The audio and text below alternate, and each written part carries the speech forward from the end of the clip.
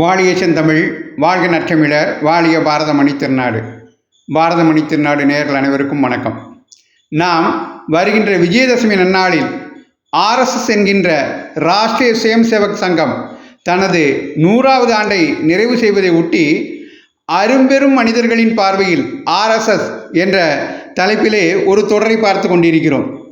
அந்த வரிசையிலே இன்று மக்கள் ஜனாதிபதி, ஏவுகணை நாயகன், மூத்த விஞ்ஞானி, பிரதமர் வாஜ்பாய் ஆட்சி காலத்தில் அணு பரிசோதனை நிகழ்த்திய ஆற்றலாளர் டாக்டர் ஏபிஜே அப்துல் கலாம் அவர்களுக்கு ஆர்எஸ்எஸ் உடன் இருந்த தொடர்பு குறித்து பார்க்க உள்ளோம்.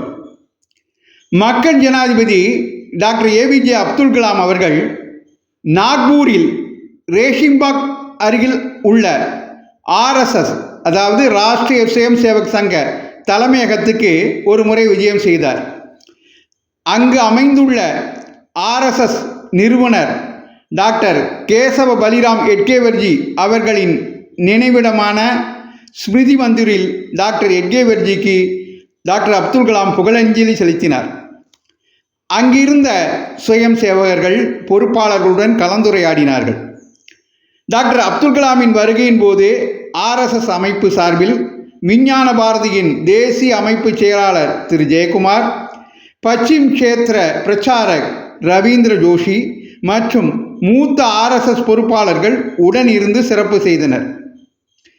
இதோடு மட்டுமல்ல, இந்த தொடர்பு டாக்டர் அப்துல் கலாம் மறைவின் போது ராஷ்டிரிய சுயம் சேவக் சங்க அதாவது ஆர்எஸ்எஸின் சர்சங் சாலக் அகில பாரத தலைவர் டாக்டர் மோகன் பகவத்ஜி அவர்கள் நமது ராமேஸ்வரம் பேக்கரும்புக்கு வந்து முன்னாள் ராஷ்டிரபதி டாக்டர் அப்துல் கலாமிற்கு அஞ்சலி செலுத்தினார் என்பது இங்கு நினைவு கூறத்தக்கது.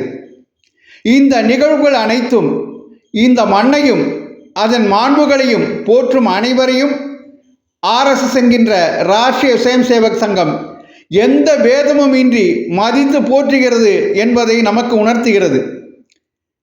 அரும்பெரும் மனிதர்களின் பார்வையில் ஆர்எஸ்எஸ் என்ற இத்தொடரில் மேலும் பல அரும்பெரும் மனிதர்கள் ஆர்எஸ்எஸ் குறித்து அவருடைய தொடர்பு குறித்து தெரிவித்துள்ள கருத்துக்களை நாம் தொடர்ந்து பார்க்க உள்ளோம். அதற்கு தொடர்ந்து அந்த கருத்துக்களை கேட்பதற்கு பாரதமணி திருநாடு சேனலை தொடருங்கள் என்று உங்களை அன்போடு கேட்டுக்கொள்கிறேன். வந்தே மாதரம், வளர்க பாரதம், ஜெய் ஹிந்த்.